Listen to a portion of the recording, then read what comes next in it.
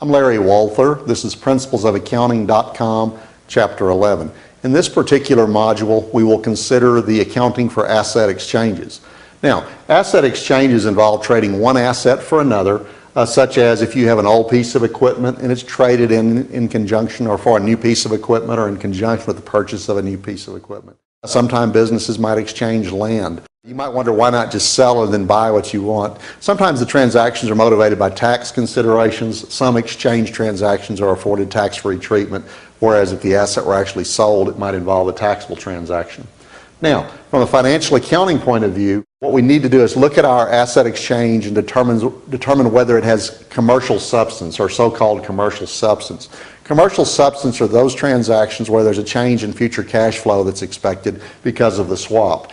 And those exchanges should be accounted for based upon fair value accounting considerations. This has not always been the case. Once upon a time, the question was were the assets similar or dissimilar, and a different accounting process was followed based on the answer to that question. That's no longer the case, though. Now we look for the presence of commercial substance, and if present, we use fair value accounting. This approach will ordinarily result in the recognition of a gain or loss because the fair value of the assets will typically differ from their book value.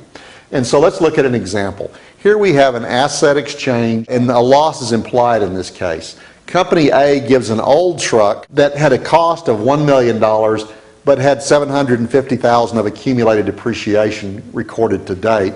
Thus, it had a $250,000 book value. The $1 million cost minus the $750,000 of accumulated depreciation gives rise to a $250,000 book value. That truck is being swapped for a boat in a transaction that's deemed to have commercial substance, and the boat has a fair value of $150,000. That also suggests, by the way, in theory, that the truck is worth $150,000. That is, what's given must have the fair value that's equal to what's received, or one party would have objected to the transaction. So for the transaction to have occurred, there must be perceived relative equality in fair values. And so this suggests a loss of $100,000. We're giving up book value, net book value of $250,000 in exchange for a $150,000 asset. Here's the journal entry. Notice in the journal entry, we remove the old truck from the books. We're crediting the truck $1 million along with a debit to its associated accumulated depreciation of $750,000. So that removes the old truck from the books. We record the new equipment, the boat, at $150,000, and we need a debit. A debit indicates a loss. We need a debit to balance that $100,000. Let's consider a case where we have a gain. Now I'm assuming that we're giving up the same truck, cost of $1 million, accumulated depreciation of $750,000, a net book value of $250,000, but we're swapping it for a much better boat, a boat that's viewed to be worth $350,000 this time. So the book value of what's given up is $250,000. The fair value of what's being recorded or received is $350,000. We've got $100,000 gain that's suggested. And here's the journal entry for that. Notice we again remove the equipment from the books, credit equipment $1 million, debit the accumulated depreciation $750,000. That removes the old equipment completely from the books. We establish the boat on the books at its fair value of $350,000, and we need a credit of $100,000 to balance out the entry coincident with the gain recognition. Sometimes there's boot involved in an exchange transaction. It describes additional monetary consideration that may accompany an exchange transaction, boot.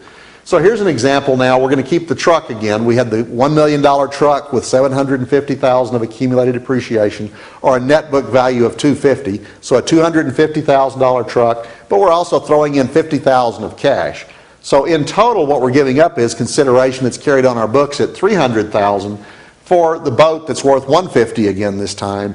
Now we've got a loss of $150,000 that is suggested. Here's the journal entry. We take the old truck off the books, credit equipment $1 million along with its accumulated depreciation being debited for $750,000. We also need to credit the cash being given $50,000. So there's our $300,000 coming out of our general ledger. We're putting the new boat on the books at $150,000, debit the boat $150,000, and we need a debit or a loss to balance out that entry of $150,000. So again, the debits and credits result in what we logically discussed and concluded would be appropriate. If a transaction lacks commercial substance, that is, there's no significant change in cash flows, we have separate accounting rules that apply. No gain is recorded. If a loss were implied, we would go ahead and recognize the loss, but no gain is to be recorded. An example might be a car dealer. Maybe they have green cars and they need more red cars in stock, or vice versa, so they swap with another dealership. You're just trading one car for another car. The only difference substantively is the color. The green cars are simply recorded at the cost of the red cars. A loss might be recorded if impairment is suggested, that is, if there's a loss implied, but generally no gain recognition there for the exchange transactions that are viewed as lacking commercial substance.